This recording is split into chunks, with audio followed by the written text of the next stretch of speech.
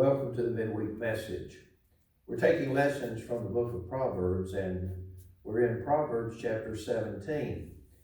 I'm going to be reading there verses 1 through 6, and rather than reading the passage at first and then going verse by verse, we're just going to go one verse at a time. And I'm reading from the contemporary English version of the Bible. The scripture says in Proverbs 17:1, "A dry crust of bread eaten in peace and quiet is better than a feast eaten where everyone argues." The same idea is repeated in different places in Scripture. Solomon uses similar analogies at different times, that it's better to have little and have contentment and have peace than to have a lot and have strife with it. Now, it's interesting to me that it mentions a feast eaten where everyone argues. I don't suppose that we're ever going to get to a place in our lives where we don't argue. But we need to try to diminish the times that we do. Most of us have strong opinions on some things. If we always wear those opinions on our shoulders or our sleeves, we are going to be constantly embroiled in arguments with folks that are unnecessary. A few years ago, I decided that some of my dearly held opinions, some of the things that I think are correct, I'm not just going to talk about them a lot and not bring up controversial subjects, because I just don't want to be in an argument with folks all the time. No one enjoys being embroiled in controversy, and folks don't want to be around people that from which strife seems to emanate. And there's some folks, you know them and I know them, and may the dear Lord help it not be us, but there are some folks that are always in an argument or a disagreement with someone. Better to have a little and have peace than to have a lot and have strife. Verse 2, "A hard-working slave will be placed in charge of a no good child, and that slave will be given the same inheritance that each child receives." Now, this verse seems to indicate that even if a person is a servant, and you could apply that to bond servitude, which is most of the majority of the cases in the Bible where it talks about a slave, it's talking about a bond servant. Or you can look at it as an employee in a business, or you can look at it in the familial relationships like this is. A family has a fellow that is their bond servant, and he works hard, and he's placed in charge of things, even the heirs of the household. But if the heirs of the household are no good, then that servant outstrips him in honor and receives the inheritance that even a child would receive. There's a little bit of an idea of working your way up by your good merits.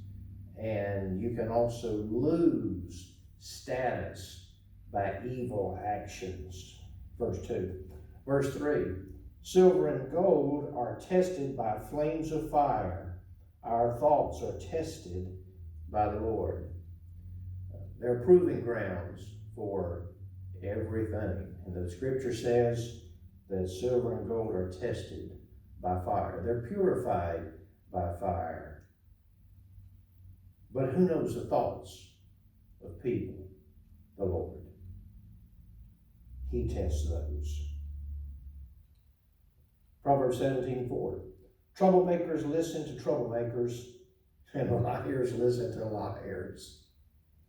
Maybe you've heard the vernacular where people talk about swapping lies or trading lies or swapping tales.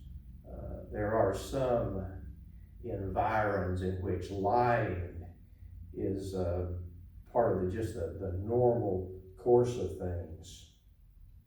But it is interesting that troublemakers listen to other troublemakers. Who do troublemakers hang out with? Other troublemakers.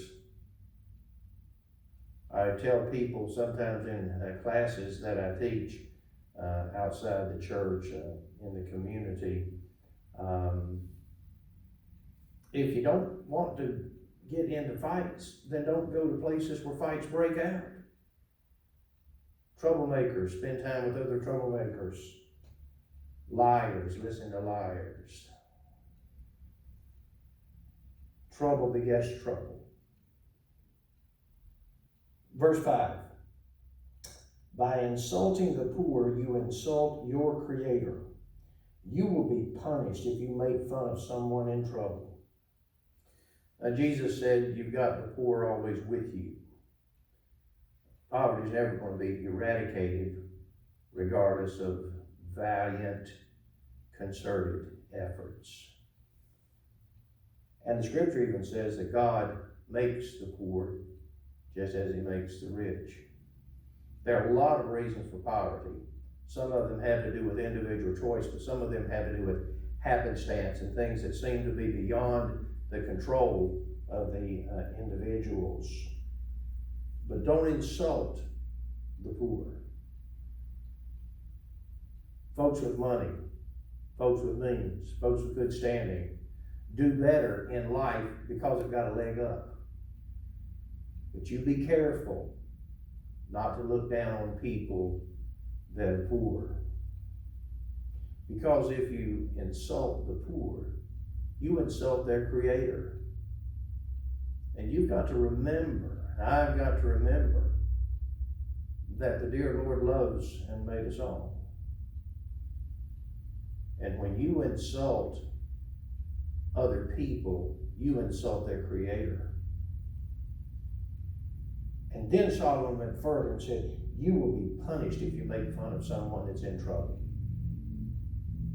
You know, the idea of lying and troublemaking and quarreling, it's caught up in these first verses of Proverbs chapter 17.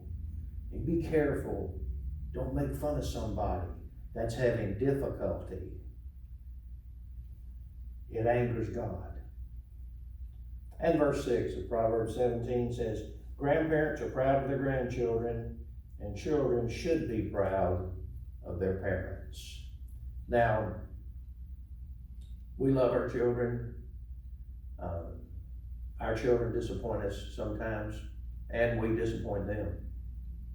But we love each other in the family.